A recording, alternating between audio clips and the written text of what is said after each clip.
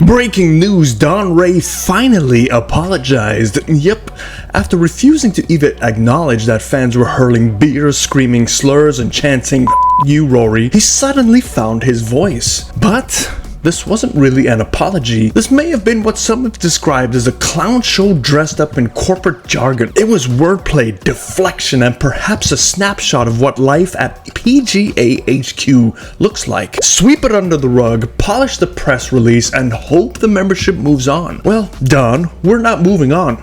Let's rip this letter apart. Don, your apology reads like a PR intern stapled cliches to a broom. You didn't own it, you swept it. While Europe lifted the Ryder Cup trophy, your event lifted a middle finger to basic decency. Fans crossed the line. A beer was thrown at Rory's wife. Your own MC had to resign. And it took days before you even whispered an acknowledgement. And that isn't leadership, that's damage control. Let's look at this apology. We condemn that behavior unequivocally. Oh really? Don, where was this unequivocal condemnation when Rory's wife had a beer thrown at her? Where was it when European players were being screamed at with vulgar chants on every hole? Where was it when your own Ryder Cup MC literally joined, here we go again, a you, Rory, got exposed and had to resign? Unequivocal means crystal clear, immediate, no hesitation. Instead, you waited until the headlines were torches and the optics were unbearable. That's not condemnation, that's PR triage.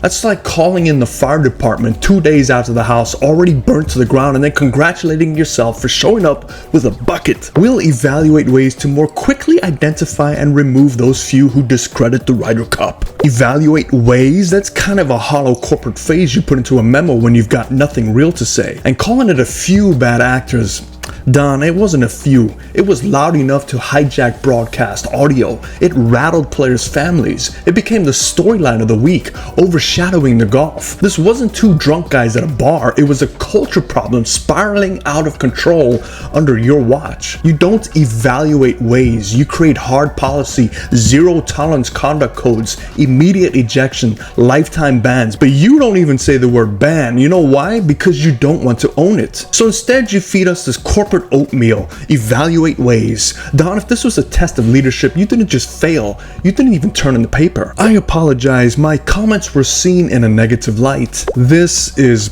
peak circus show right here. That's not an apology, Don. That's wordplay gymnastics. Seen in a negative light, the translation to that is, I didn't actually do anything wrong. You just misunderstood me. No, people didn't see it wrong. You said it wrong. There's a difference between apologizing for your actions and apologizing that people notice them. Golf teaches us that when you hit it OB, you say, hey, that's on me. You don't stand on the tee box arguing with the marshal that the sunlight got in the way. Yet here you are pulling the oldest corporate trick in the book. Shift the blame from the action to the perception. That is not leadership, that's lawyering. And if your standard for owning the bogey is blaming the lighting, then maybe it's time to put the clubs away. Let's talk about the birdies because there were too many. Ah yes, the classic deflection move. When the house is burning down, Don wants to talk about how nice the flowers are in the front yard. Let's talk about the birdies. Birdies? Don, people are talking about beer cans flying at Rory's family. People are talking about vulgar chants going viral worldwide. People are talking about the trophy ceremony so awkward it became a meme. And if you want to pivot to birdies, that's like a clown tripping over his own shoes, falling flat on his face and saying, yeah, but did you see my balloon animals? Read the room. You can't birdie wash a bogey culture. The whole event became a case study in what happens when leadership goes missing. Trying to distract us with positives only makes the negatives louder. It's tone deaf, it's embarrassing, and it proves you'd rather spin a highlight reel than confront the lowlight head on. And here's where it gets personal. When I've questioned HQ choices on LinkedIn over the years, he blocked me. That's his leadership style. Avoid, silence, and hope critics burn out. This week, the same playbook. On Instagram, I was sent screenshots of his post. The comments were filled with criticism. Fans and pros alike hammering him for how disgraceful the Ryder Cup was handled. But the comments didn't last long. They were erased, every single one. The comments were only active for a very short time, but the message was clear. Shut down criticism, sweep it away, pretend it never happened. And it's not just me. Google Don Rea PGA and you'll find hundreds of articles from the last week saying the same thing. Poor decisions, mishandling event choices, ignoring fan abuse, dodging accountability. This isn't a 1 week accident, it's a culture. I've been a proud PGA member for over 20 years and a PGA Master Pro for the last 10. The rank and file pros are phenomenal.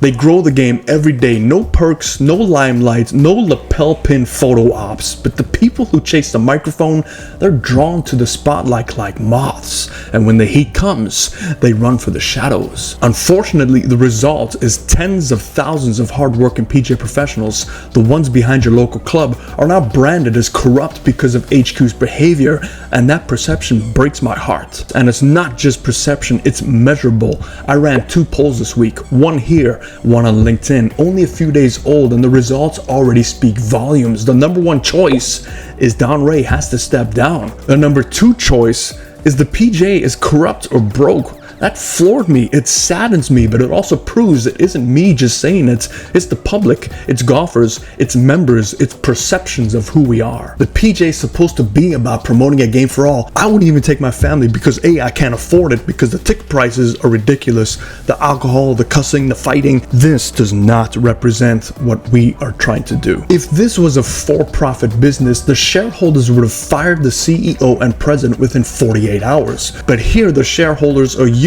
me, and every golfer across the world. The only way to reset, Don Rea must step down, period. If you want the spotlight, you take the heat. You don't delete comments. You don't soften apologies with negative light language. You don't birdie wash a bogey. You own it. You fix it and you prove it won't happen again. So here is my call to action. Let PGA HQ hear your voice. I'll be sending my poll results and this video to them directly. They do read them, though knowing them, they probably won't get around to it until 2028. But silence is no longer an option because right now, the silence at the top is speaking louder than the so-called apology.